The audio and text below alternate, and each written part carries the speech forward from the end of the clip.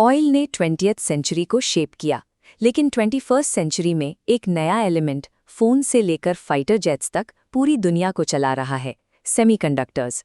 हमारे laptops, medical devices, satellites और cloud servers, ये सब इस एक टेक्नोलॉजी पर टिके हैं। मॉडर्न इकोनॉमी का नर्वस सिस्टम अब सिलिकॉन चिप्स हैं। इन छोटी चिप्स के लिए सुपर पावर्स के बीच एक इंटेंस रेस चल रही है, क्योंकि चिप्स अब ग्लोबल पावर का एम्बॉडीमेंट बन चुकी हैं। देश की इकोनॉमी की रफ्तार, उसकी मिलिट्री कैपेबिलिटीज और एआई एडवांसमेंट की हद, ये सब इस माइक्रोस्कोपिक सर्किटरी में छुपी पावर पर डिपेंड करती हैं। जब चिप सप्लाई चेन में कोई रुकावट आती है, तो पूरे देश का मैन्युफैक्चरिंग, डिफेंस और डिजिटल इंफ्रास्ट्रक्चर एक साथ पैरालाइज हो सकता है। इकोनॉमिक ग्रोथ के लिए रिलायबल चिप एक्सेस ज़रूरी है। जिस कंट्री के पास ये सप्लाई है, उसकी फर्म्स राइवल से फास्टर इनोवेट और ग्रो करती हैं।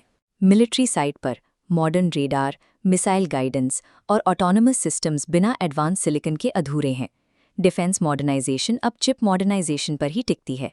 एआई रेस में अब सॉफ्टवेयर से ज़्यादा कंप्यूट पावर की अहमियत है। एडवांस्ड मॉडल्स ट्रेन करने के लिए मैसिव हार्डवेयर इंफ्रास्ट्रक्चर और हाई एंड जीपीयूज चाहिए होते हैं। एआई सॉफ्टवेयर और हार्डवेयर की ये रेस एक हो चुकी है। जिसके पास चिप पावर है, वही एआई डोमिनेंस की सीट पर बैठेगा। क्योंकि ये तीनों पिलर्स एडवांस सिलिकॉन पर बेस्ड हैं, डोमेस्टिक सप्लाई की कमी एक नेशन की ग्लोबल पोजीशन के लिए सीधा खतरा है। लोग चिप्स को नया ऑयल कहते हैं, लेकिन इनमें एक बड़ा फर्क है। ऑयल दुनिया भर में मिलता है, पर चिप्स बनाने की कैपेबिलिटी सिर्फ कुछ ही रीजन्स में डीपली कॉन्सेंट्रेटेड है। अकेला ताइवान दुनिया के 90% से ज़्यादा लीडिंग एज सेमीकंडक्टर्स बनाता है। पूरी दुनिया की सप्लाई चेन इसी एक जियोपॉलिटिकल पॉइंट पर डिपेंडेंट है। ये सिस्टम बहुत लेयर्ड है। Design, complex equipment, lithography machines और केमिकल्स। इस लेयर्ड कम्प्लेक्सिटी की वजह से सप्लाई चेन में कुछ नैरो बॉटलनेक्स बन गए हैं, जिन्हें सिर्फ गिने चुने देशों का कंट्रोल है। सबसे बड़ा एग्जाम्पल एडवांस्ड लिथोग्राफी सिस्टम्स हैं। इन मशीन्स के बिना high and chips banana impossible है, और ये टेक्नोलॉजी सिर्फ नेदरलैंड्स और उसके एलाइज के पास है। जो कंट्री इन की लेयर्स को कंट्रोल करती है, वो ना सिर्फ चिप्स मैन्युफैक्चरिंग को कंट्रोल करती है, बल्कि अपने कंपेटिटर्स की टेक्नोलॉजिकल स्पीड को भी डिक्टेट करती है।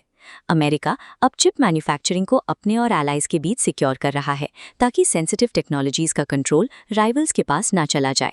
यूरोप स्ट्रेटेजिक ऑटोनॉमी और सप्लाई रेजिलियंस पर फोकस कर रहा है, जबकि चाइना अपनी फॉरेन टेक्नोलॉजी पर डिपेंडेंस खत्म करके सेल्फ रिलायंस पुश को प्रायोरिटी बना चुका है।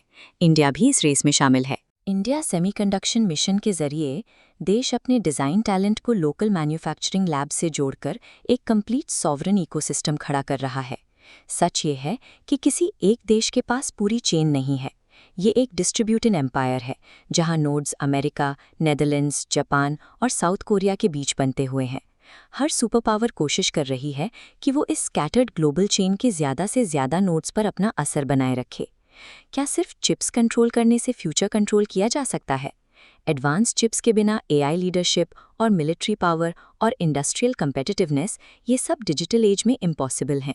20th सेंचुरी में ऑयल ने नेशंस को फ्यूल दिया था, लेकिन 21st सेंचुरी में चिप्स नेशंस को स्टेट कैपेबिलिटी देते हैं। सेमीकंडक्टर्स अब 21st सेंचुरी पावर कंपटीशन के सेंट्रल बैटल ग्राउंड बन चुके हैं। कैपेबिलिटी की ये रेस ही तय करेगी कि आने वाले वक्त में दुनिया का नया लीडर कौन होगा।